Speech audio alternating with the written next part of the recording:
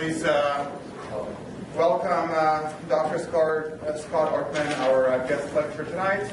He's a currently Omidiyar Fellow in the Santa Fe Institute in New Mexico, and also a Life Fellow in the Crow Canyon Archaeological Center. He received his doctorate in 2010 in anthropology from Arizona State University, and his dissertation won the Outstanding Dissertation Award from Society of American Archaeology. His special interests include modeling, especially multi-agent modeling, and that kind of links social and natural systems, and also that is coupled with a human natural system. That's the multi-agent modeling. Tonight he will be presenting a talk on kind of a link or relationship between the present-day Pueblos in New Mexico and their ancestral Pueblos Society of Mesa Verde region. And this work and research kind of merges a lot of different fields, everything from computer modeling, obviously anthropology, archaeology, and many different fields. So please join me in welcoming Dr. Thank you. It's great to be here. Thanks for coming out Thursday evening. I've heard that the days are getting longer fast right now, so I'm pleased that you're here instead of outside enjoying the daylight.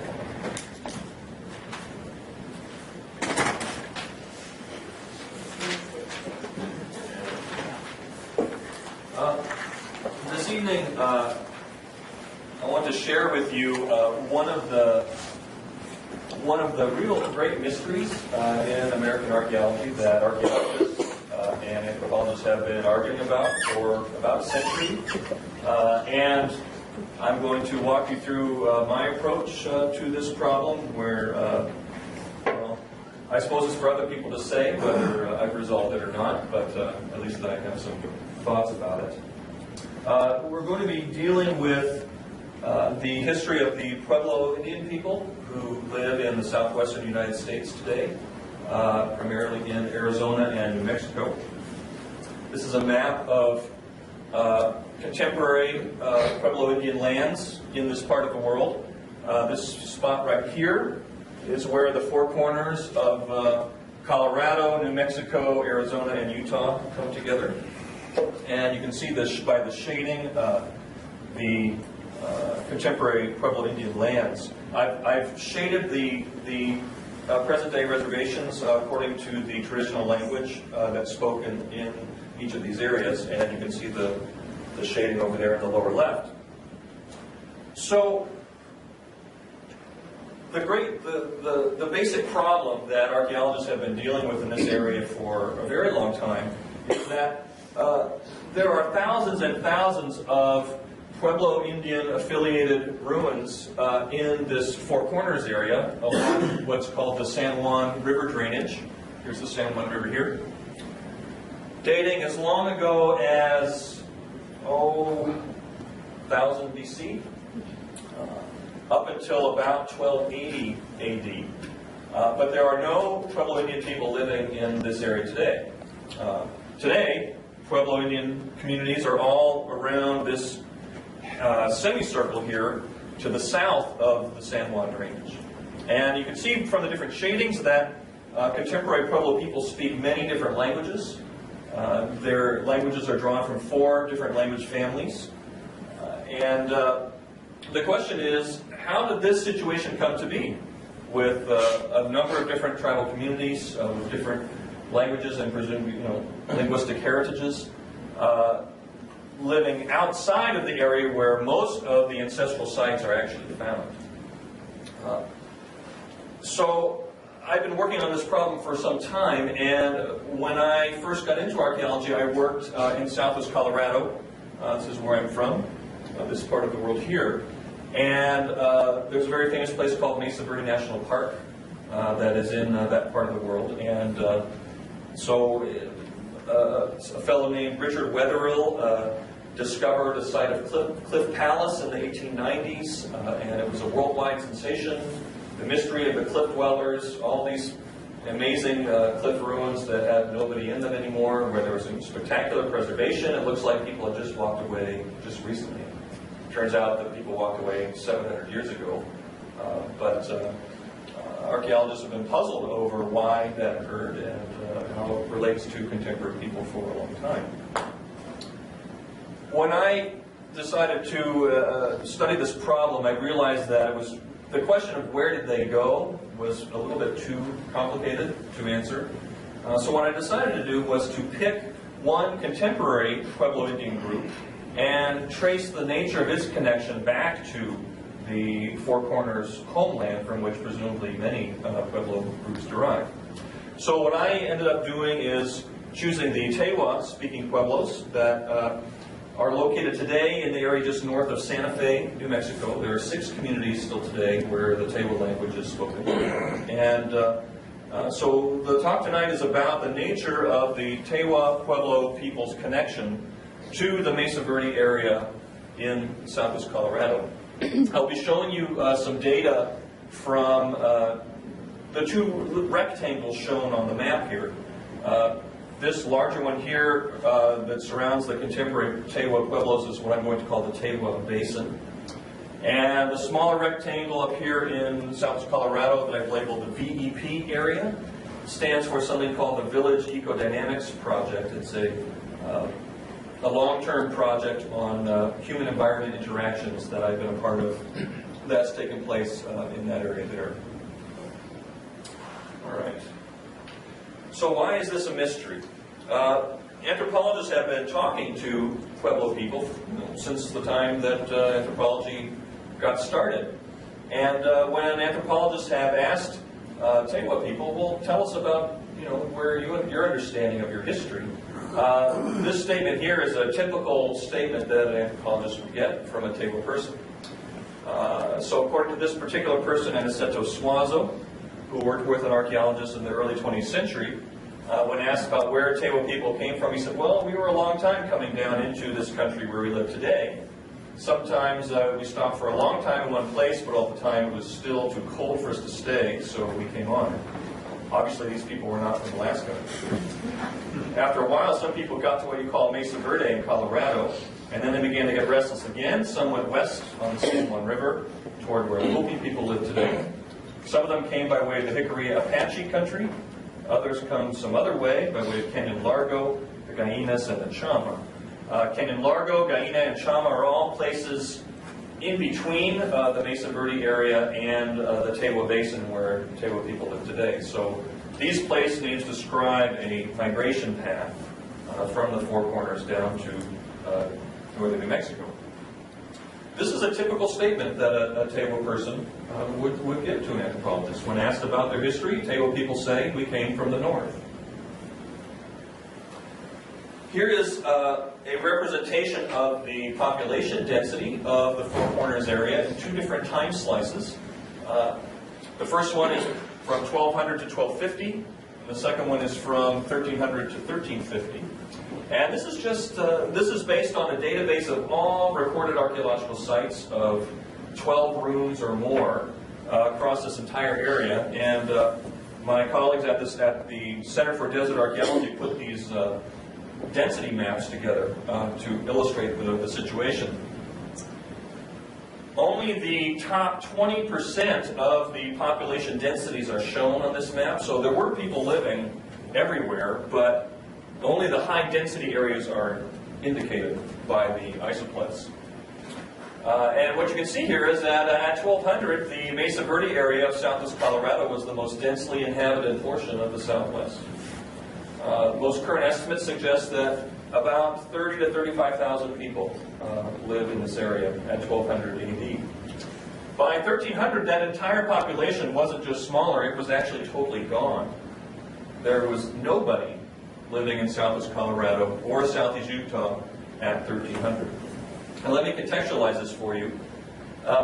Archaeologists in this part of the world can date archaeological sites very precisely using a method called tree ring dating, where what someone does is study the growth patterns of the rings of the trees that were chopped down and then used in Pueblo dwellings. what people have done is they've been able to link up the pattern of growth in those trees from sample to sample and create a calendar that goes from the present day all the way back to about 500 BC. Archaeologists working in the Mesa Verde area have been collecting tree ring samples from excavations for 80 years or so, and now we have a database of about 5,000 trees where we can specify the exact year in which the tree was chopped down to be put in a Pueblo dwelling. It turns out that we know that we have at least one tree that was chopped down for every 5-year period between 1000 AD and 1280. And in fact, for the period between 1270 and 1275, we have hundreds of samples from different trees that were chopped down and put into Pueblo dwellings. The most recent tree ring date we have is from 1280, and the last 5 years that Pueblo people were building houses in southwest Colorado, they were chopping down a lot of trees. Hundreds of samples, again, zero from 1281 on. So a database of 5,000 tree ring dates, not a single one after 1280. Something very big happened around this time. And you can see that after 1300, what happened is the center of gravity, the demographic center of gravity of the Pueblo area had shifted to northern New Mexico, where Tewa people live today. So the archaeological settlement evidence seems to correspond to what Tewa people have been saying all along, that Tewa ancestors came from the north in Mesa Verde. But here's the thing. In the upper left is a 3D model of a village that was inhabited in the middle 1200s, in the middle of the 13th century, the last few decades that Mesa Verde society was in existence. And this site here in the lower right is a site that dates to about 1300 from the Tewa area, from the Tewa Basin. Now, if Tewa traditions are to be believed, and if the settlement data are to be believed, this settlement was built by people that not 20 years before had been living in a settlement like this. And it looks nothing like it. It does not look like the same architectural tradition at all. And it's even more puzzling if you look more closely. At the top, there's a series of pit structures dating from about 600 to 1200 in the Rio Grande area. And you can see that all those pit structures are oriented roughly to the south-southeast. That little hole that you see in the southeast is a ventilation tunnel that allowed fresh air to get into the structure to feed the fire. The lower row has pit structures from the Mesa Verde area. They all face south. And by the 1200s, these structures had these interesting architectural embellishments. Archaeologists call them a bench. They call them roof supports or pilasters. It's technical, local jargon. But the key point is all of these architectural embellishments did not exist in the Rio Grande area, and they never did. They did not make the trip. This architectural tradition died at 1280, and it did not reappear anywhere else in the Southwest. This is a chart of the changes in the artifacts and buildings found in the Rio Grande area, or the Tewa Basin. And the red line is marking the period where the population began to decline in the Four Corners, and it began to grow in the Tewa Basin. And you can see the convention here is that these lines represent the time periods over which different kinds of artifacts have been found in archaeological sites of this area. And when you look at it, what you can see is that there's really no major change in the material culture of this area that would correspond to this period of migration. So many archaeologists that work in northern New Mexico have been arguing for some time that we don't see any evidence of migration at all. So, on the one hand, we have Tewa tradition saying we came from the north. On the other hand, we have a demographic picture that seems to confirm that. But on the third hand, we have this situation with material culture that does not show any traces of Mesa Verde material culture.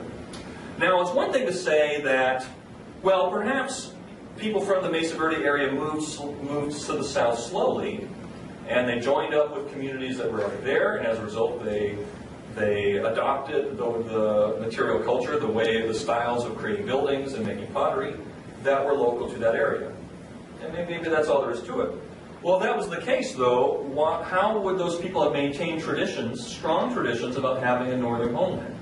Normally, if people move and they become, immigrants move somewhere and they become a citizen of a new nation, after a few generations, the memories of their ethnic ancestry is lost.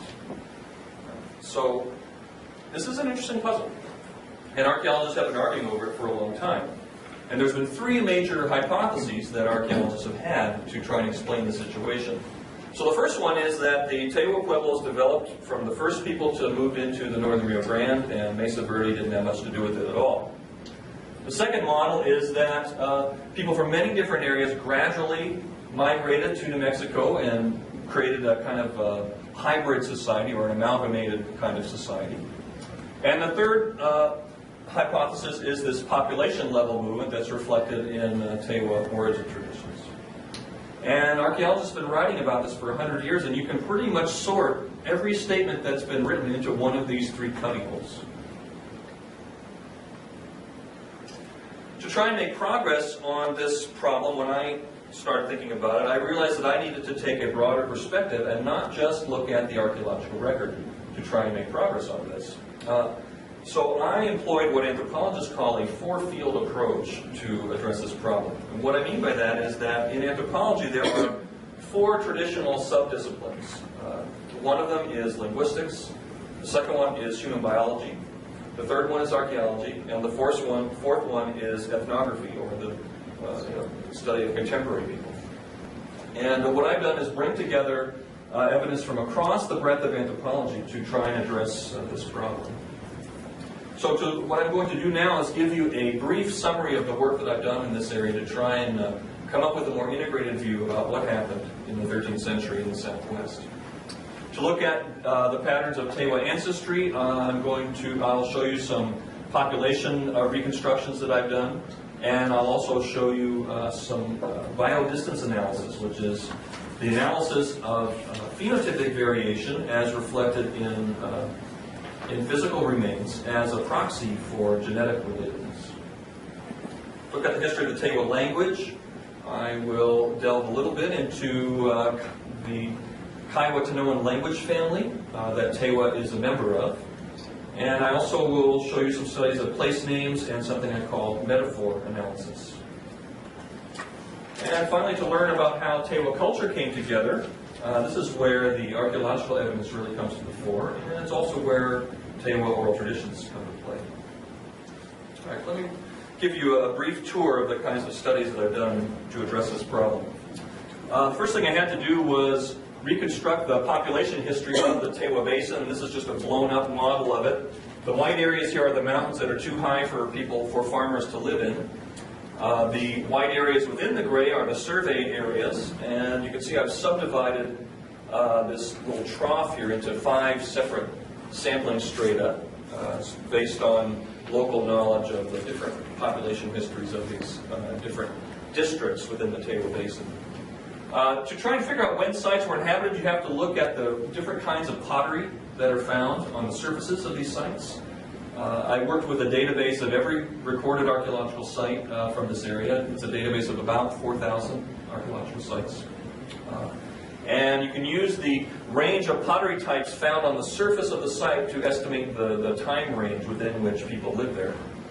I also had to estimate the typical growth pattern of villages in this area, and what I did was develop a model of logistic growth for these villages based on results from excavated sites, and you can see some of the dots representing excavated sites there. I applied what we know about these sites from excavations to the unexcavated sites, which is the vast majority of the settlements, to reconstruct the population. What I'm going to do now is show you a few through-time dots on the ground so you can get a feel for what happened with the populations of these areas. This is the Tewa Basin here on the right, and in the upper left we have the village project area in southwest Colorado. You can see that there are several different symbols involved. The small dots are sites with 1 to 12 people living in them. This next size symbol is for sites of 13 to 50 people. The bigger gray symbols are for sites of 50 up to 500. And the big black squares, there's one up here you can see, is for settlements of 500 or more people. And this is the reconstructed population curve for different sub-areas of the Tewa Basin. And I've highlighted the time period that I'll be discussing. So the situation here is that at 1200, there were some people living in the Tewa Basin. Most of them were actually over here to the east of the Rio Grande, which is the main river that runs through the basin right here. Most of these settlements here to the west of the river date to the very last few decades of this time period, but I wasn't able to split them out more precisely using the data that I had. In the Mesa Verde area, you can see many, many villages and settlements spread over this study area. This is Mesa Verde National Park right here, where the famous cliff dwellings are. So the Village Project study area is just to the northwest of Mesa Verde itself, for those of you that know the area. Well, in the middle 1200s, this is what happened. In the Tewa Basin, a new population center developed on the Pajarito Plateau. It's the area near Bandelier National Monument and also Los Alamos National Laboratory. In the Mesa Verde area, the population began to decline. Let me back up and go forward again so you can see what happened there. Around middle 1200s, the late 1200s, and then after 1280, there was nobody left in the Mesa Verde area and village-sized settlements across the Tewa Basin. During this period of time, the population of the Tewa Basin went from about 4,000 people at 1200 to 8,000 people at 1275 to 18,000 people by shortly after 1280. So pretty massive population growth in the Tewa Basin, too fast for intrinsic growth to have been behind this process. Here are the population curves of the two areas shown on the same plot. The black line is the Tewa Basin population, and the gray line is the population of the Village Project area. And you can see this striking correspondence between collapse in the north and growth in the south. You can also see that the total number of people that ended up in these two areas were quite similar. I think that that's probably coincidence, but it at least shows that the Mesa Verde area had enough people leaving at the right time to have accounted for most of the population growth of the Tewa Basin. So the population trajectories of these two areas are comparable. Is there a way to show that they're actually the same population, that they're related genetically? I think there is. I turned to something called biodistance analysis. It's something that a subspecialty of archaeology called bioarchaeology uses to assess the biological relatedness of different populations in the past. What I was able to do is compile a database of measurements of the shapes of people's faces from remains that have been found by archaeologists over the past 1,000 years or so, over the last century. I was able to compile a database of about 1,000 individuals from previous studies, and most of these remains have actually been repatriated. So the data is all we have from these today. Most of these have been returned to the affiliated tribes as they should be. I was able to split them up into two groups. One is pre-1275, the other was post-1275, and I was able to work with 12 measurements of people's faces to look at this question. Now, the basic principle behind this kind of analysis is that if you think about your parents, they probably look a lot more like you than they look like a random person in the population. And that's the basic principle, is that the shapes of our faces are in part heritable. It's not a perfect genetic signal, but it's a muddy signal of our biological ancestry.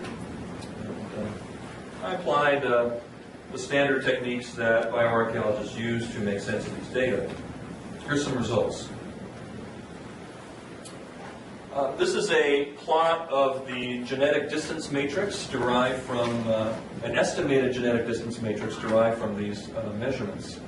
So the closer two symbols are to each other, the more similar the relevant populations were to each other. And there's lots of interesting details here, but the key point is that this little knot here contains populations from Mesa Verde National Park, from southeastern Utah, and from the Montezuma Valley or the Mesa Verde area, or the Village Project area. It also contains samples from the Pajarito Plateau, one of the primary places that appears to have been immigration at this time. It includes samples from the Chama area, which is the area just to the north of the Pajarito Plateau. And it includes samples from an area called the Galisteo Basin, which is Lake Tano there. These are all areas where sites with Tewa names are found still today. Whereas all these other regional populations do not appear to be in this cluster. So I think these data make a reasonable case that that ancestral Tewa people and Mesa Verde people might well be the same population. I applied a couple of other population genetics models to these data and got results that in every case are supportive of the migration hypothesis. So one example is that, if you remember from the population slide, the earliest population of the Tewa Basin was down in this southeastern portion near the contemporary city of Santa Fe.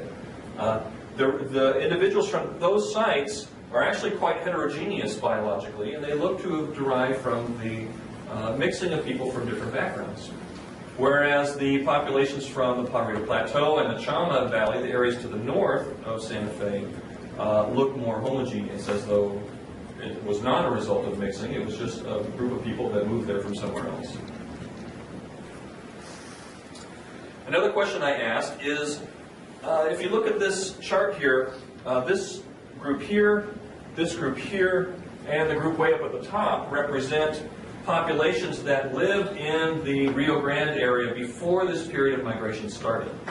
And you can see they look quite different biologically from all these other groups here.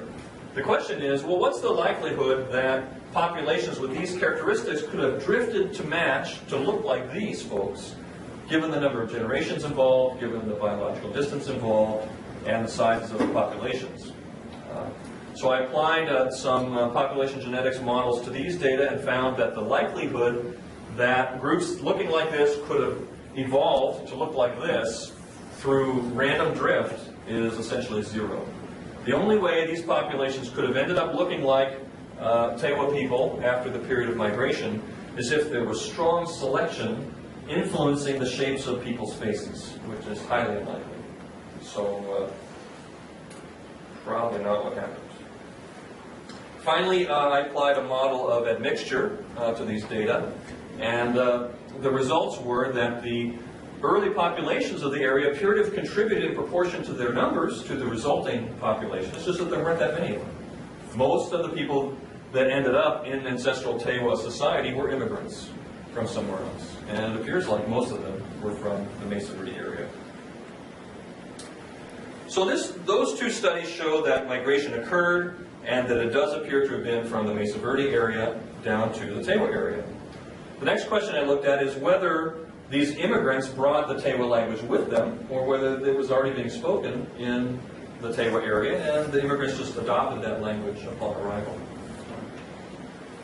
I did a number of studies to address this question. The first way of thinking about it is, well, was there a Tewa language in existence at that time? Of course, languages grow and diversify over the centuries, so if there was no Tewa language around until after 1300, let's say, then there's really no way it could have come from anywhere else. The Tewa language would have to be older than 1300 for it to have derived from anywhere other than where it is spoken today. So to address this, I looked at the Kiowa-Tanoan language family. This is the language family that includes Tewa and a bunch of other Pueblo Indian languages, and the Kiowa language, which is spoken by a group of buffalo hunting people that live in Oklahoma today. How and why the Kiowa language is related to all these Pueblo languages is another interesting story for another day. I've drawn the consensus family tree of these languages that shows the history of branching that produced all of the languages that are spoken today. you see here at the bottom.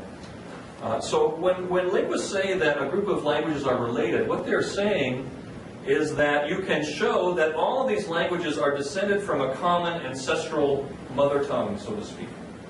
And so there was a time in the past when all of these languages were a single language. And through a history of splitting and groups of people moving to different places, the languages have diversified. I put dates on the time periods of these nodes in the family tree to give you a sense of the history of these languages, and I'll explain how I came up with that in a second, but first let me just interpret this chart for you.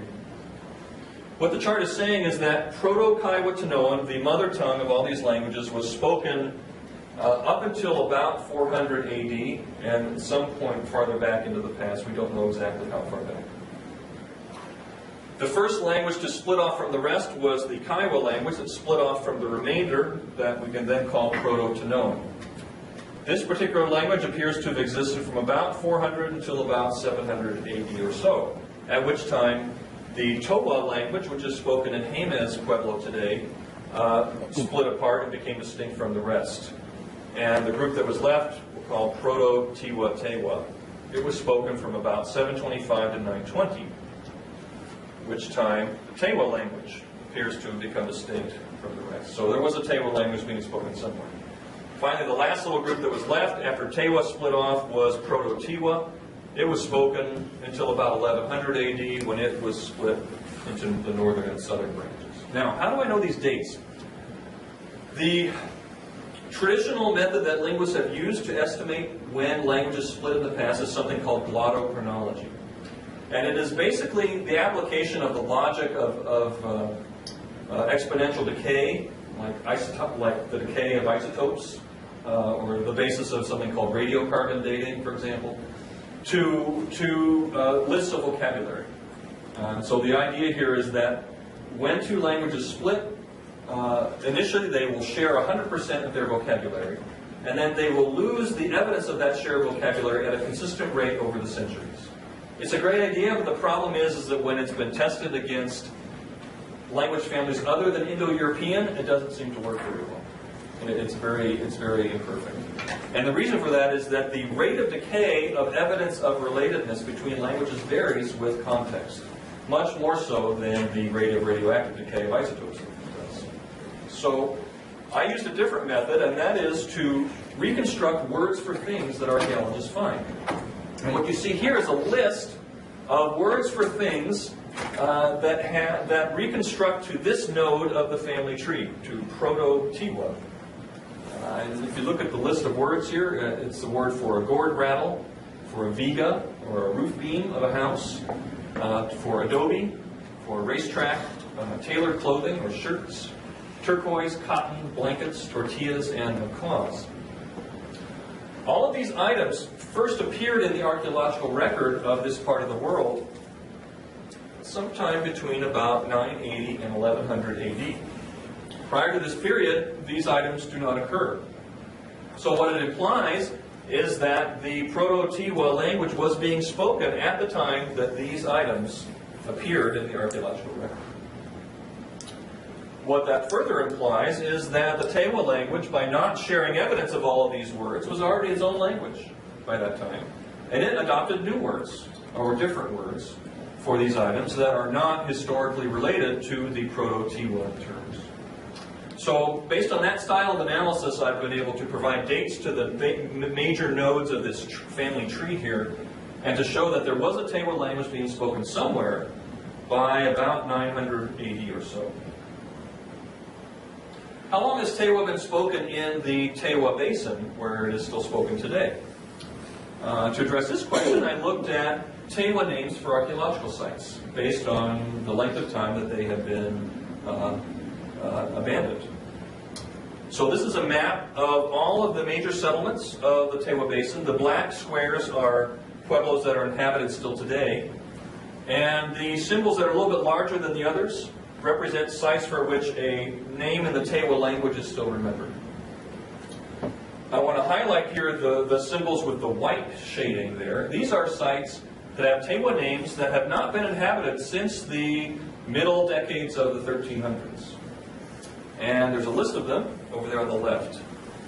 All of these are native Tewa terms because they have what linguists call a transparent morphological analysis. What that means is that you can break up the word into its constituent parts, and each of them is meaningful in the Tewa language.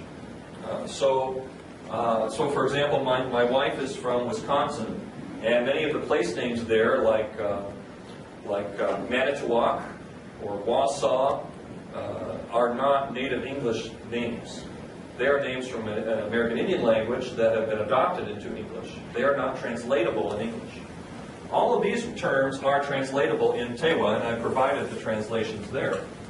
And you can see that they occur throughout the Tewa Basin. So this place name data suggests that Tewa was spoken at the time that those sites were inhabited. In other words, right after this period of migration, Tewa was spoken in this area. Now, was it spoken earlier in time than this? It's hard to say because memory of ancient places does decay over time. So it's possible that older sites once had Tewa names, but they're not remembered. But these data at least let us see that Tewa has been spoken in this area since about 1300. So there was a Tewa language somewhere by 900. It was spoken here by 1300. Where was it spoken before that?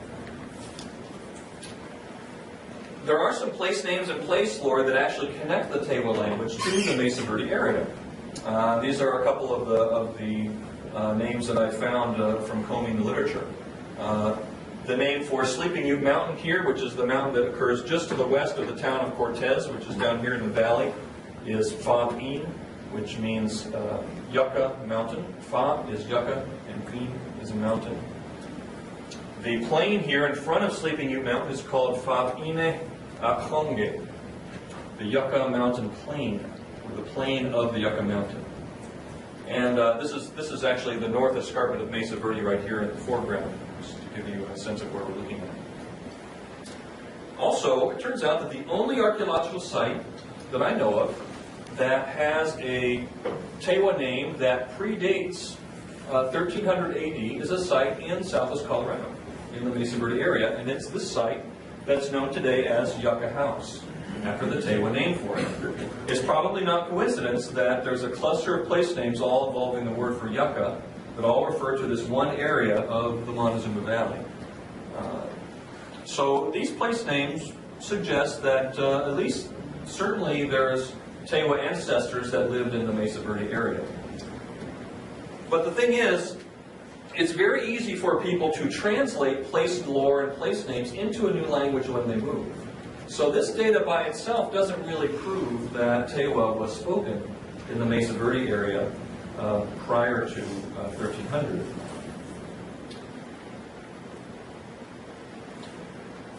Here are some historic maps that illustrate the location of a legendary Tewa homeland. This map is from 1665. It's called the Peñalosa map, and it's a map of New Mexico. And up there in the north, you can see this place called Tehuayo. Tehuayo. It means the Tewa-yoge, or the Great Tewa place, is the translation of it. And this is a statement from a early 20th century ethnographer who found out about this place, who said the old cacique or leader of Nambe, one of the Tewa Pueblos, seemed to know a vague place in the north named Tewa-yoge. And this same place, Tehuayo, is shown on these maps dating all the way back to the 17th century.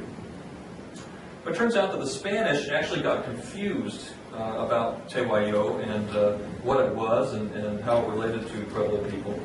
And because when the Spanish came into New Mexico in the 1600s, they brought a lot of people from Tlaxcala, which is near Mexico City, with them. And they brought legends about the origins of the Aztec emperor from some place in the distant north that they called Copala. And the Spanish got confused about Tehuayo and Copala, and they started calling them the same place. The Spanish ended up thinking that Utah Lake near present-day Provo, which is shown on this map up here as the Laguna de Teguyo, or the Lake of Tehuayo, was Copala.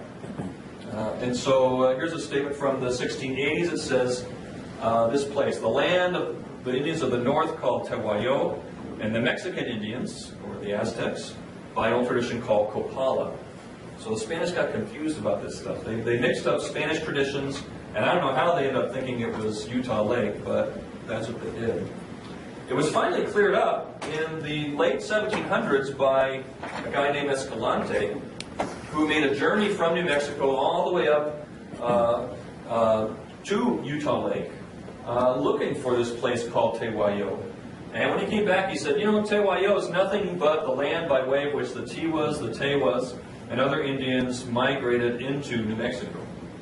And here's a map illustrating that. Rather than showing Tewa up at Utah Lake, it's shown here, Tewa, the kingdom of the Tewas, between the Rio del Tizon, which is the Colorado River, and the San Juan River here, the Rio de Navajo. So this is the Mesa Verde area.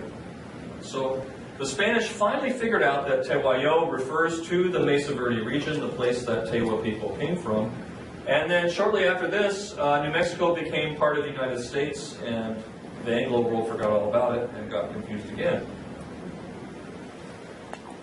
But, you know, again, all of this stuff is place lore that can be translated into a new language when people move. So none of this really proves that Tewa was spoken in the Mesa Verde area yet. Is there any way to do that? I think that there is, and this is the approach I've taken to trying to actually show that the Tewa language was spoken in sites like Cliff Palace at Mesa Verde. And this is a way of illustrating and introducing the approach that I took to this particular question. You know, we academics, we go to lots of conferences and we listen to lots of talks. After my talk is over, some of you may go in the hall and say, what do you think of that? And some of you might say, boy, I thought that whole talk was pretty shaky. Or you'd say, I thought it was very poorly designed. Or, oh, I think it'll hold up well to criticism. No, I think it ought to be rebuilt from the ground up. Or, no, well, I think that the plan of his talk was pretty shoddy. Etc., etc. I could go on and on and on. I could make up new statements along these lines that have never been uttered by a human before, and you would all understand what I was talking about. And the reason is that in the culture of Western academia, we have internalized a particular metaphor that says arguments are like buildings. Intellectual arguments are like the process of creating an actual structure. Mental processes are like physical processes. And this example right here, laying the foundations of an argument, is just the tip of the iceberg of an incredible world of figurative thought and speech that humans create. It turns out that there's a whole field of study about this exact phenomenon right here. And linguists have given it a label. They call it conceptual metaphor. And this is what linguists have to say about it. Metaphor is the use of a concrete source domain to conceptualize and reason about a more abstract target domain. These metaphors are grounded in our experiences. They structure our thought and our language and our actions. And importantly, they can become fossilized in compound words, multiple senses of words, and in the semantic histories of words. So every language is actually a rich tapestry of the metaphors of past speakers as well as present-day speakers. And the trick is to figure out which ones are metaphors of the past versus of the present. In previous work I've done, I've suggested that you can decipher some of these conceptual metaphors from patterns in material culture. So the method I've used here is to try and look for what I call semantic fossils embedded in the Tewa language that reflect the symbolic material culture of the Mesa Verde area. You know, if you think about the language that we use in everyday conversation, which you realize, if you pay close attention to it when you talk to your friends in the evening, you realize that most of what we say to each other is literally nonsense. But it is figuratively or metaphorically coherent because of our incredible facility for using analogies and figurative speech and metaphor in thinking about, reasoning about the world around us. So let's look at some examples of metaphor in the Tewa language. in the histories of words in the Tewa language and in the archaeological record of the Mesa Verde area. These are some carefully chosen pairings of pots from the Mesa Verde area, from the cliff dwellings of Mesa Verde and other sites, and baskets, woven objects found in those same sites. And if you look closely, you can see that there's some pretty striking correspondences between the textures of the woven objects and the use of color and in the pots. In fact, there's incredible correspondences between the weaving industries of Mesa Verde people and their pottery style. In fact, the history of the pottery style is largely due to the encounter of potters with an evolving weaving tradition. And it turns out that one of the Tewa words for pottery is a compound word that incorporates the word for earth or clay, na, and the word for baskets, tun. So today, this word natu just means pottery, but if you analyze it and look at its etymology, you can see that it means earth baskets. So this is linguistic evidence that is parallel to the connections, the stylistic connections between weaving or basketry and pottery that you find in Mesa Verde sites.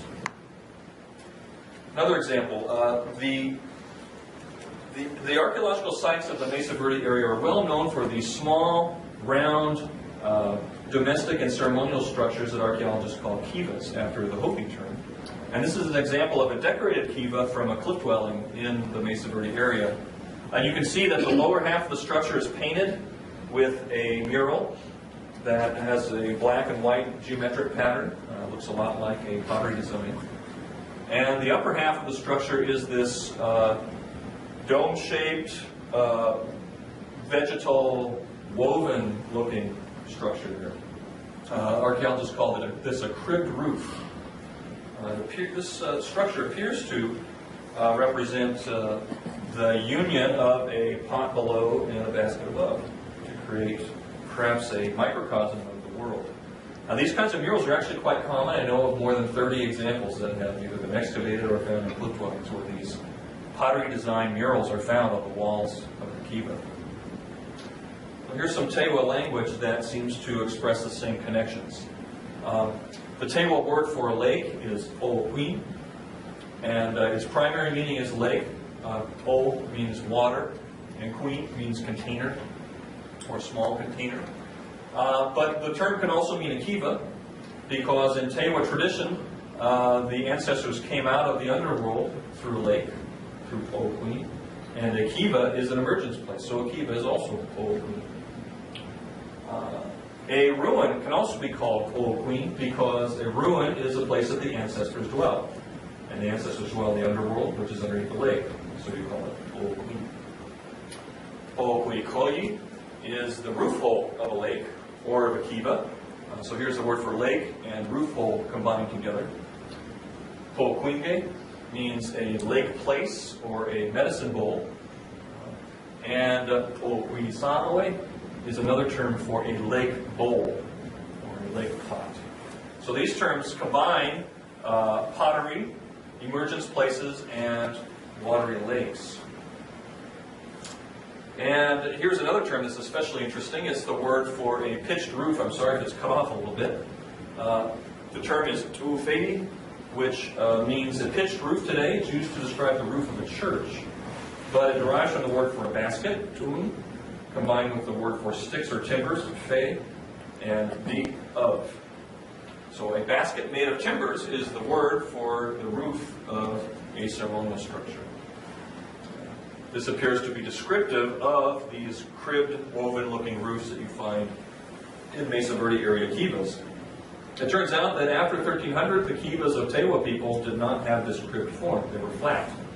So if Tewa had never been spoken in Mesa Verde area sites, its speakers would have had no experience with with roofs that look like baskets. So it would be hard to account for this word being in the Tewa language if it had not been spoken in these sites. Finally, the last villages created by Mesa Verde people are these roundish looking structures on the canyon head with a spring in the middle, or this plaza area here. They seem to present this container imagery as well. And here's a Tewa term that seems to connect to it. Bu means a large, low, roundish place, or a plaza, or a village. But it actually derives from an older Proto-Tanoan word for a pottery bowl. So it means that at some time in the past, someone that spoke Tewa took a term that used to mean pot and applied it to bowl-shaped geographical environments, to plazas, and to villages overall. Again, it's hard to imagine how this term could come to exist in Tewa if it had not been spoken in these sites, because after the period of migration, these Tewa villages were rectilinear and flat. They were not round, they were not concave, they were not bowl-like. So, based on this style of analysis, I think you can make a very strong case that the Tewa language was spoken in Mesa Verde. All right. So, we've got a period of migration, tens of thousands of people moving from the Mesa Verde area to the Tewa area, bringing the Tewa language with them. But what about, I still haven't addressed this problem of Tewa culture, where the material culture in the archaeological record does not show this continuity. It does show some continuities. So, for example, these are all elements that appear together for the first time in archaeological sites on the Pajarito Plateau, this area here, during the period of migration. Most of these artifact types relate to, they're kind of functional, they relate to the economy, etc. There's also pretty interesting evidence of continuities in what I call placemaking practices, especially the use of shrines to mark community territories, to articulate to the mountains, and to reference important visual points on the landscape surrounding villages. But if you zoom in and look at houses themselves, as I said before, these houses on the left are from sites in the Mesa Verde area. They have these small kivas that have all these interesting embellishments, and they face south. Here are the analogous structures from the same time period in the Tewa Basin. They face east. They don't have any of those embellishments. They don't have a bench. They don't have the pilasters. They don't have that southern recess. They have a different kind of hearth. They're just stripped. They don't look anything like Mesa Verde-style kivas. In fact, they look more like pre-migration period kivas of the Rio Grande than they look like Mesa Verde kivas. And these are the kinds of villages that were made by people that were supposedly moving into the Tewa area. Rectilinear, flat, squarish, plaza-oriented sites with very few of these kivas, these rounded kiva structures relative to the older sites. If you look at the pottery assemblages in the area, this is an example of the pottery that was found in a cliff dwelling at Mesa Verde. And you can see the incredible diversity of forms that are characteristic of Mesa Verde culture. When in sites dating to 1300 in the Rio Grande, this is all you find. You find cooking pots, these large vessels here, and you find decorated bowls, and you don't find any of these mugs, these sea jars, ladles, or intricate-looking vessel forms. It's like this assemblage looks quite Spartan relative to what had come before. Look more closely at the cooking pottery. On the left is a cooking vessel from Mesa Verde. On the right is a cooking vessel from the Tewa area dating to 1300. This vessel on the right was actually made the same way as this corrugated cooking pot from Mesa Verde, except that after it was formed, someone went back and tried to smear away the corrugations. It's almost as if someone was trying to wipe away the characteristic appearance of Mesa Verde-style artifacts. It's a very puzzling thing because prior to about 1250, there are sites in the Tewa area that have pottery that looks like that. But right when everyone starts to move in, potters started to smear away this characteristic appearance. It's a very intriguing situation. Finally, if you look at the style of painting on the pots, these vessels at the top are from Mesa Verde cliff dwellings, and you can see the characteristic embellishments of the zigzags and rim ticks on the rim, designs on the exterior, these designs painted with multiple brushes, making these intricate, what archaeologists call framing patterns on this vessel here. This is a pot made at 1300 by people that are supposed to have just moved there from Mesa Verde. And if I was to find a vessel like that in a Mesa Verde area site, I would say it would date it to 1100 rather than 1300. I would say it looks old-fashioned. I would say it looks anachronistic. It's painted with one brush. It doesn't have all those embellishments on it. In fact, it was only about 100 years after this period of migration that you begin to see these embellishments again on the decorated pottery. It's almost as if the grandchildren of the immigrants themselves, some generations after this period of migration said, "Tell me about the North, Grandma." And it began to be okay for people to begin to express again this aspect of their heritage. So what's the overall pattern of cultural change that you can see as part of this movement is of generally continuity in economic practices, and also the basic worldview concepts as revealed by these shrines. The basic pattern of resource use shifted from the kinds of things you found in the Mesa Verde area to the kinds of things you found in the Rio Grande. In the pottery style, there's this pretty dramatic simplification and anachronism, and I would also say conformity in the style. There was this wholesale adoption of the Rio Grande style of kiva and a plaza-oriented community house kind of architecture, and this strict avoidance of all of the most characteristic aspects of Mesa Verde material culture. If we boil this down a little bit further, what are the messages that these changes are trying to tell us? What does it seem like people were talking about at this time when they were moving from the north? I think these patterns of changes suggest, first of all, people were talking about probably returning to an image of an ancestral way of life, modeled in part after the people of the Rio Grande that they were moving to join, but also based on some earlier eras in Mesa Verde culture. In other words, the good old days.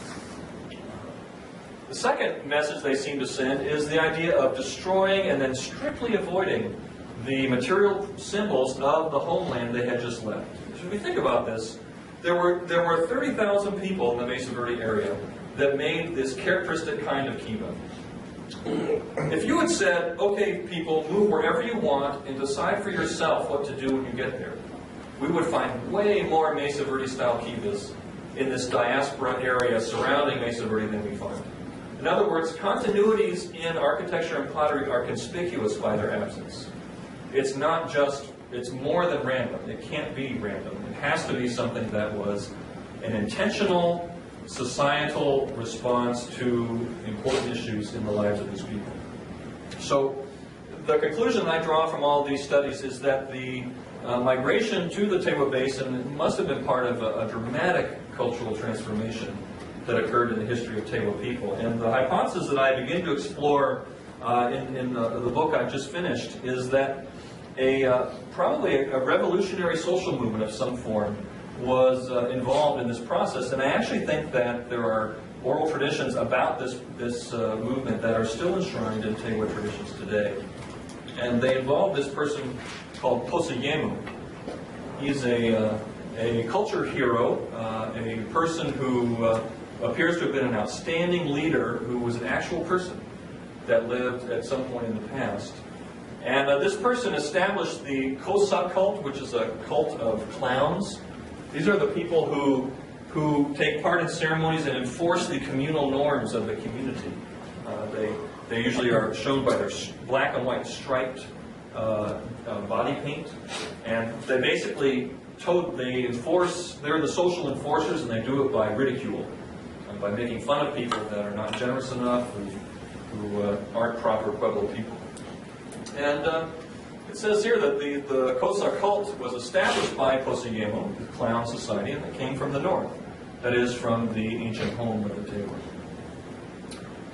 And I mentioned earlier this place called the Yucca Mountain Plain. According to this anthropologist, Tewa people told him that this area is where the clowns came from. So there's a variety of lines of evidence that suggest Poseyemu was a person that actually lived in the Mesa Verde area in the 13th century.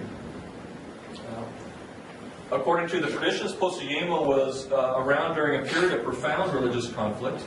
He lived at a time when there were only Indians, no white people or Mexicans. His name is definitely Tewa. He, in the stories, is the son of the sun and an outcast girl. And he grew to be a great hunter and orator. He used what Tewa people call right words to convince people to do what he wanted. He got his authority from his direct experience with the spirit world. In other words, his father, the son, told him, when you grow up to be a man, you're going to be the father to them all. When he preached in the kiva, this is what he said to the people: you do not know from whom you are getting along well, and you do not think anything good about who is working for the people to live well. And in response, some of the leaders of his day said, well, this boy wants to rule this place, this people. If we sweep up in front of his house and take care of him, he'll do what he pleases with us, and we don't even know who his father is. So here's this person from out of nowhere speaking right words, telling the people to live differently, and the leaders of his day saying, I don't know what to make of this guy. Well, this is what Poseyemo said in response to all this conflict. He said, yeah, now I'm going to talk to you boys here. I'm not the boy, you're the boys. I'm going to talk about what is good and what is needed. I have no grandfather or father, I just grew up. I have no lineage, but I'm going to talk. And he talked hard words, good words about how they could move from that place, what they were to do, and how they could live.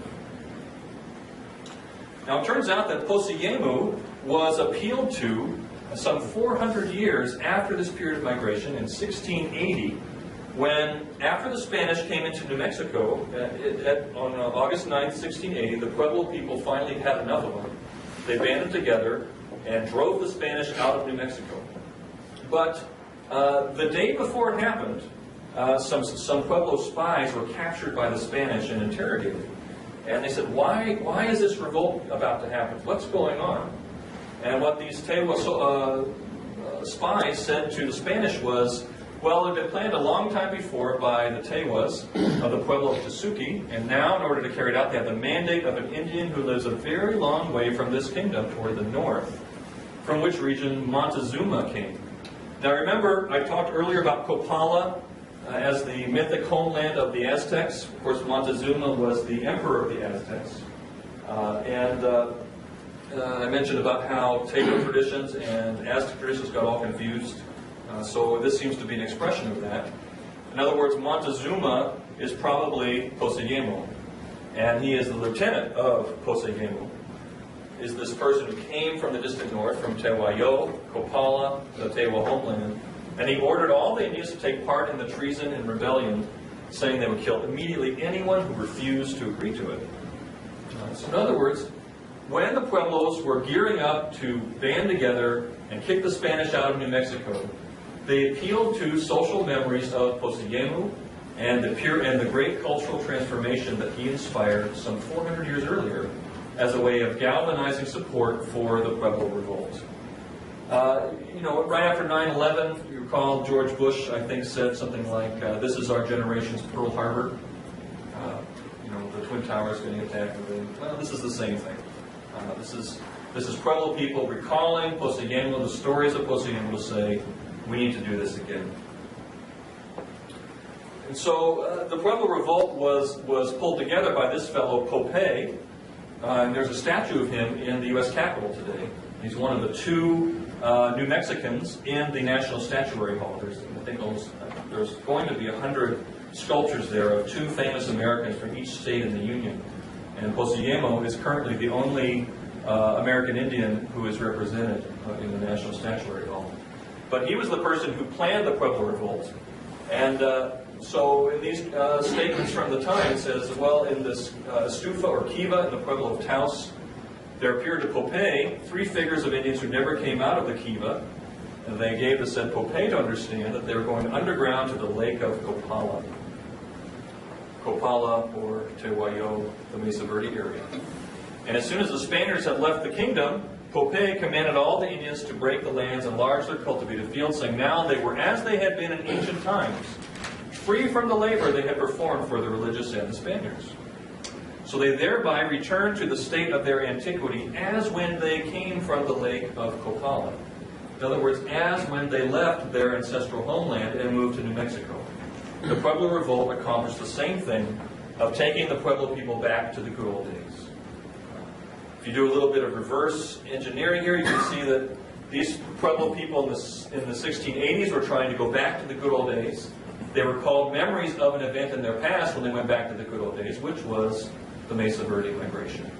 And I think this is the nutshell of the reason why it's so hard to find the continuities in material culture that go along with this period of movement.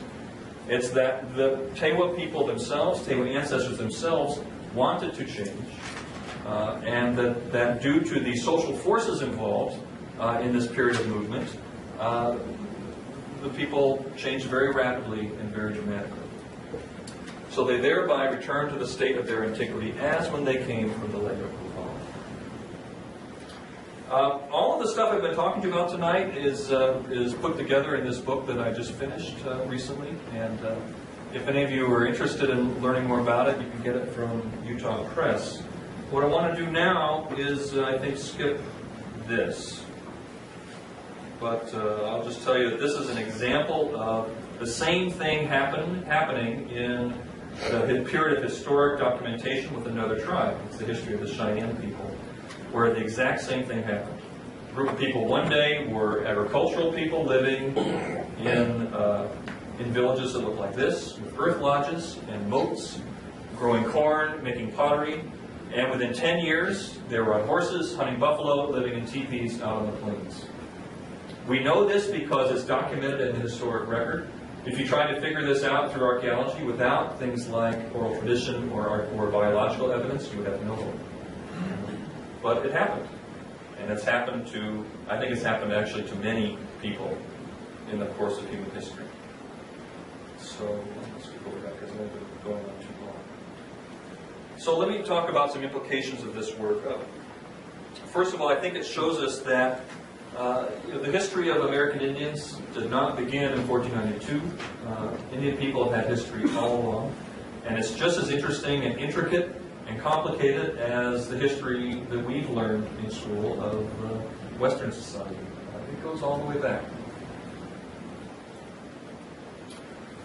Communalism is not primordial. What I mean by this is that as a result of this period of movement from the Mesa Verde area to the Tewa Basin, Tewa ancestors appear to have forged a society that was much more communal in outlook than the one they had left behind. In Mesa Verde area sites, it's very easy to tell where one house begins and the next one ends, or one house ends and the next one begins. Every family had their own small kiva or ceremonial structure. There's a lot of evidence of competition for status among different families. In contrast, after this period of movement, Pueblos look very homogeneous. They present a very unified front. You can't tell where one house ends and the next one begins. There's no evidence of status ranking or at least overt status competition among families of these Pueblos. So this communal way of life is something, though, that Pueblo people had to invent, to create. It does not represent the primordial way of life of humanity. It represents something that people had to figure out how to do. I think this study shows us that one of the things archaeologists have been trying to do for a very long time may be a lost cause. Archaeologists have been trying really hard to find aspects of material culture that bear a necessary relationship to the movements of people in the past. I think that you can find evidence, material culture evidence of migration, but that it's not predictable. That in any given situation, the kinds of things that change will depend on the social context when migration occurred. As a result, I really think that archaeologists need to think more about biological evidence in exploring questions of migration. Finally, I think this study tells us something potentially very important about how human diversity came to be. A typical view that's developed in anthropology, based on the idea that most languages come in families, where there's gradual descent and diversification through time. There's a mother tongue, and gradually, a variety of languages emerged, is to suggest that human history overall is sort of like that. It has this tree-like structure where human diversity developed gradually through the splitting and independent drift of different peoples in different parts of the world. I think this study shows us that it probably wasn't that way. Humans are much more creative than that. In many periods in our history, people have drawn from ideas from many different sources and put them together in new ways to create new cultures and new identities that do not bear a clear relationship to anything that had come before. Let me just give you one final illustration of this. The map here on the right shows the traditional cultural areas that anthropologists have defined for North America. And this is based on general similarities in the material culture and ways of life of native people in different parts of North America. Well, look at the language map of this same portion of the world. There's very little correspondence between the boundaries of the language maps and the boundaries of these cultural areas. So if these cultural areas emerge from the gradual process of people diversifying and adapting to the environments in which they live, what you would see is that this language map would correlate much more strongly with this cultural area map, but it doesn't. I think what the basic message here is that languages do have histories to them, but the histories of peoples are different from that. And to make sense of it, we need to look at the biological history of humanity, the language history of humanity, and the cultural history of humanity independently, and then put them back together. And when you do that, as I've done here, I think what you see is that politics and religion have a lot more to do with it than the traditional concepts of adaptation and environment. Thanks for sticking with me all this time. If you have any questions, I'd be happy to.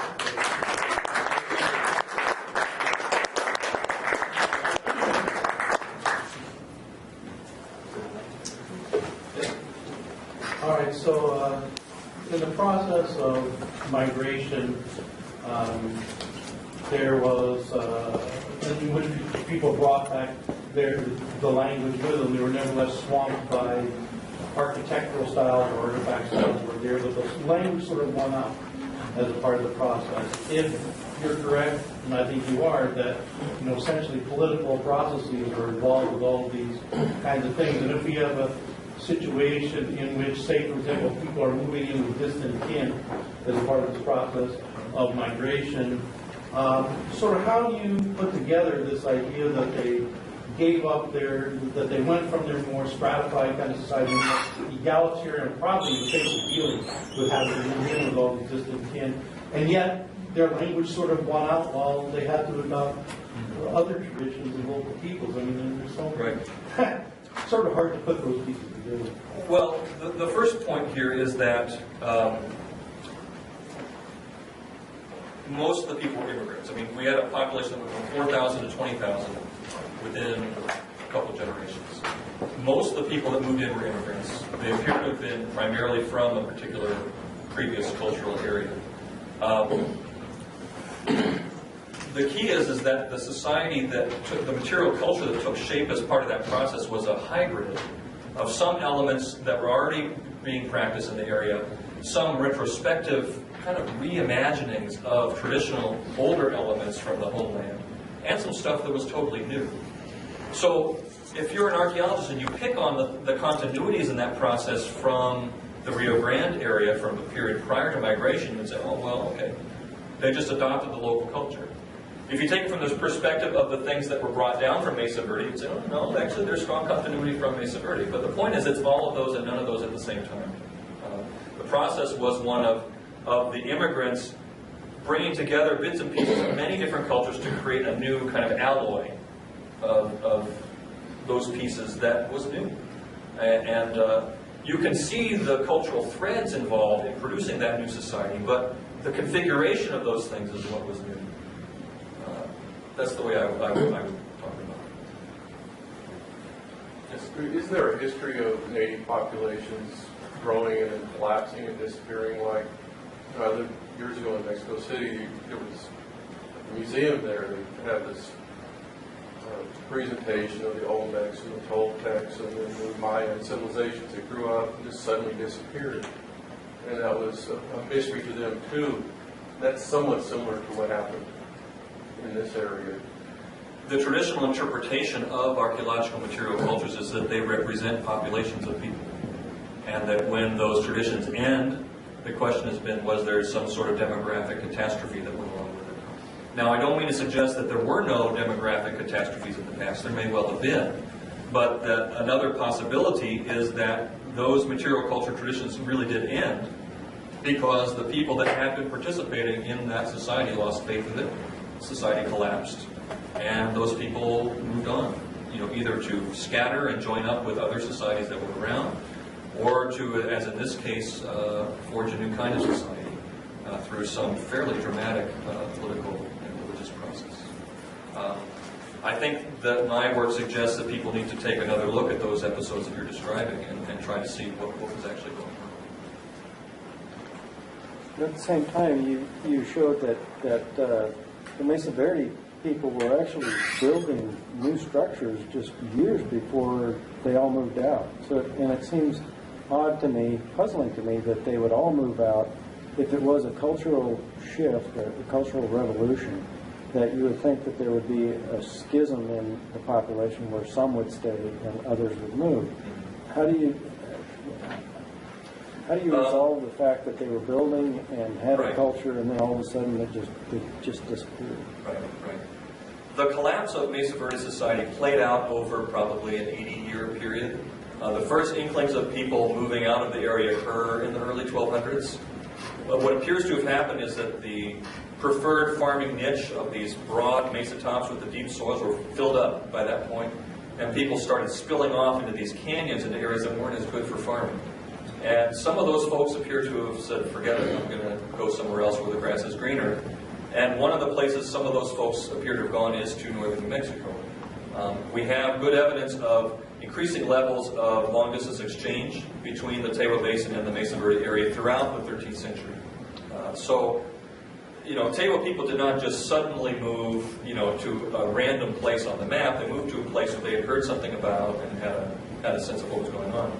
Now, that being said, I think part of the answer to your question is to oscillate between the perspective of where did Tewa people come from and where did Mesa Verde people go. If you say where did Tewa people come from, I think you can make a strong case that the majority of them came from the Mesa Verde country. If you say where did Mesa Verde people go, I think you'd have to say they went to many places.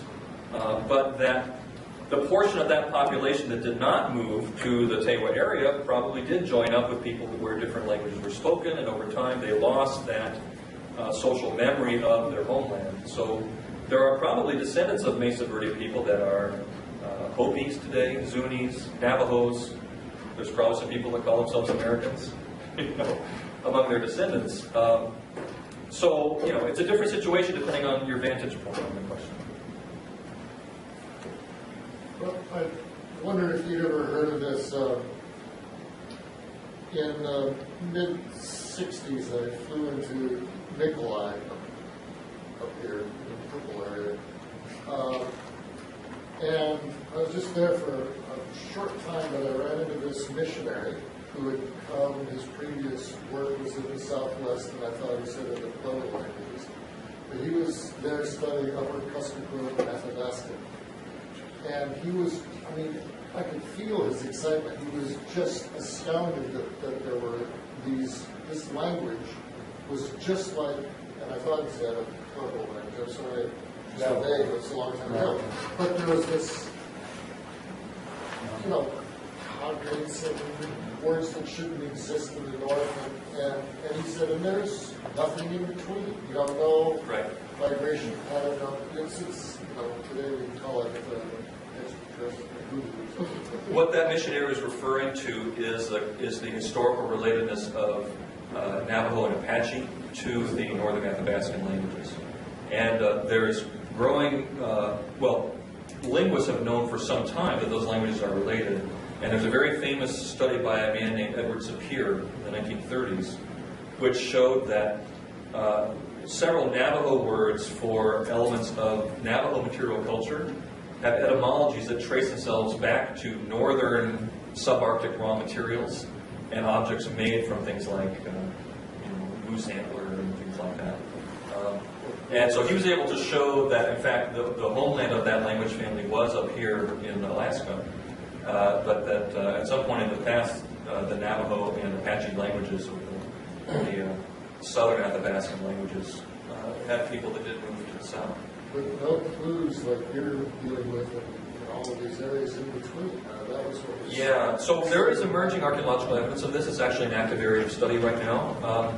For example, some of the most recent work is going on near Salt Lake City. There are sites near there at which a style of moccasin has been found that looks very much like the subarctic styles that you find up here in Alaska. And they all date to the 13th century. And they even have the style of porcupine quill work sewn into these puckered toe moccasins that suggest very strongly that they were made by people from this part of the world. So folks are actually trying to get ancient DNA out of the insides of those moccasins now to look at this question from a genetic point of view. But I suspect we'll find that there is good evidence of migration to go along with these languages. But I think the key thing to remember, though, is that today, Navajo people also view themselves as being connected to Pueblo sites. And I think part of the reason, perhaps, you heard this message of a Pueblo language is that many Navajo people view themselves as being connected to Pueblo culture as well. So I think that starts to get you into this question of how language, culture, and genetics intermesh in historical time frames. What was affecting me as you talked was you were talking about the 1300s having these strange kind of jumps that are not long jumps, but the language you peter out or change or become something else fairly rapidly. And with migrations or whatever, it is that fast. Here's this jump from southwest to the very far north, nothing in between, and yet it's still routine, the language. I suspect that we will eventually find an archaeological record of this. It's just that, we're, in a sense, we're blessed with an abundance of riches in the Southwest. There's so much material to work with that, even though this turned out to be fairly complicated, it's still a lot easier to see than I think would be in the case of folks that didn't have modern buildings that preserved.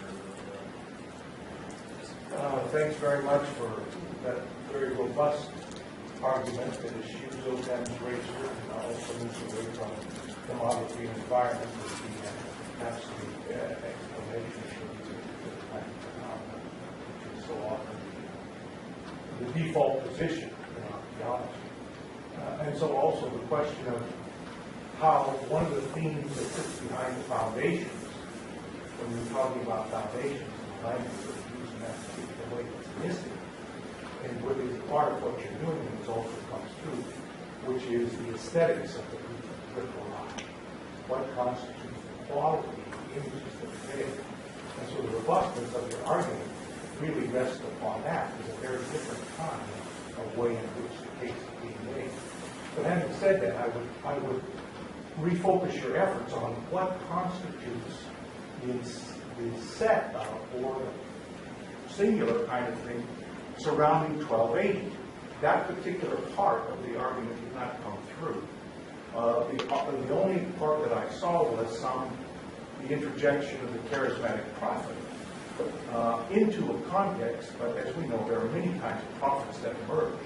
Prophets only have an impact when there are some underlying foundational issues of which we did not get any sense in the context of that particular historic moment for those people. Yes, I didn't dwell on the social conditions surrounding this period of migration, but a few things that we have found is, for example, I've talked about the land pressure already, first of all, where the preferred farm niche appears to have been fulfilled.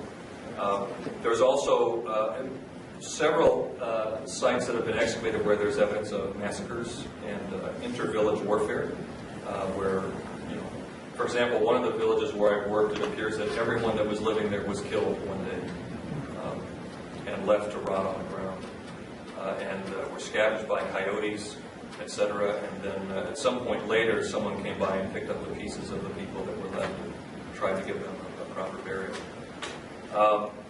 There's also a real explosion of defensive architecture that dates to the final decades of Mesa Verde society, where, in fact, that's one traditional interpretation of the cliff dwellings themselves, is people moving into the cliffs to protect themselves. Strong evidence of warfare and conflict.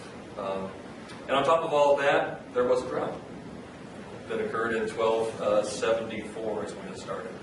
And that drought was real. It was not the worst drought that Mesa Verde society had ever had to live through, but it did come at this time when there was a lot of conflict and warfare going on. So I didn't dwell on the question of, what caused the society to collapse, because I think these sorts of things are historical processes where different factors matter more at different times, and that, at least in my studies of it, I haven't been able to get to the bottom of a single factor kind of explanation. But things were tough, for sure.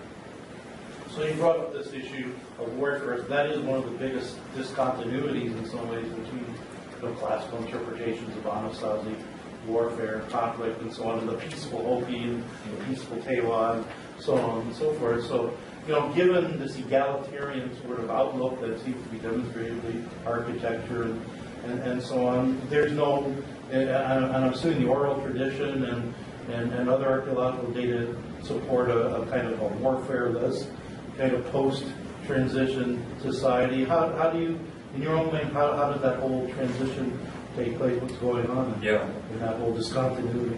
One of the studies that has just been completed is a synthesis of direct evidence of violence on skeletal remains in the literature.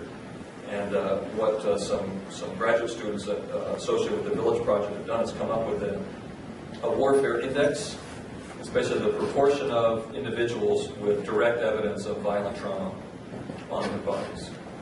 And what you see is an incredible spike, a growth of that level of violence in the past in the thousands, 1100s, and then a real spike in the middle 1200s. When the same data are compiled for the Rio Grande area, what you see is a dramatic decline after 1300 to unprecedentedly peaceful levels. Now, maybe there was still violence going on, but it was the nature where the remains don't end up in the record for us to see. It could be.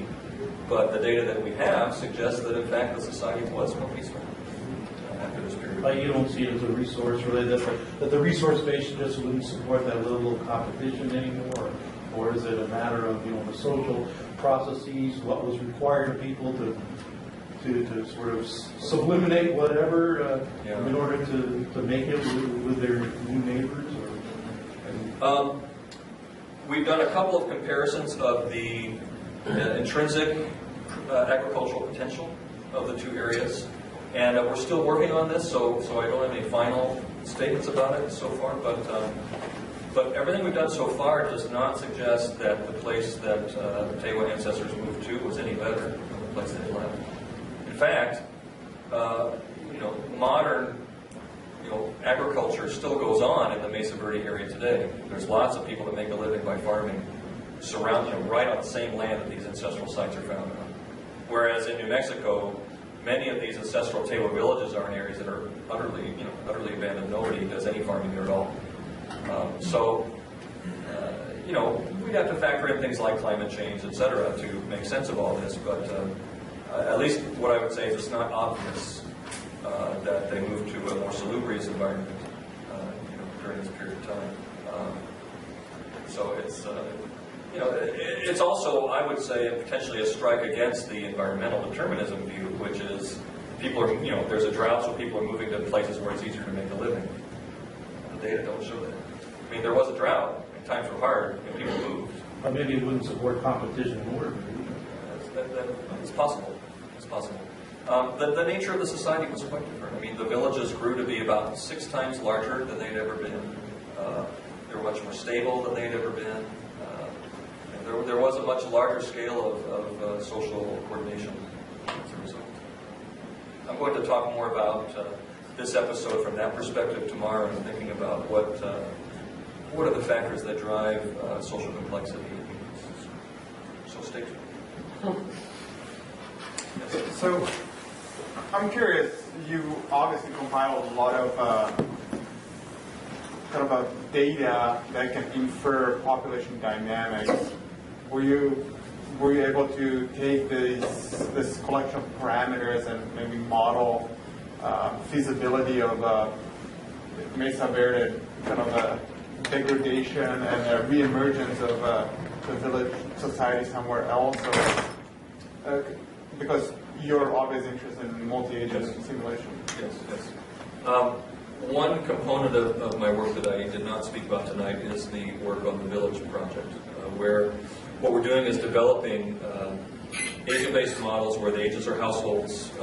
We set them loose on the Mesa Verde landscape, where we have reconstructed the potential productivity of the land for every year in the history of the society based on the tree ring record and mapping that out onto the soils that are around in the environment. We have something like, I forget all the different parameters we have, but the full sweep of the full parameter sweep of our models leads to about 512 runs of the model where we compare different outputs. And what I would say is that in everything we're doing right now, we still get equilibrium dynamics emerging.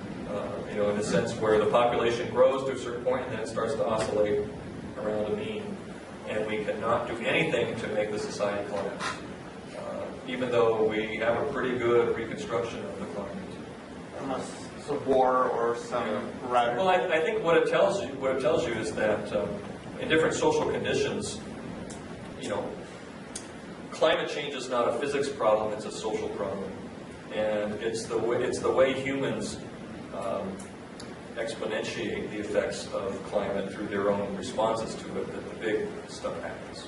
And that's what we seem to be getting, is that our models are basically driven by households looking for good places to live based on a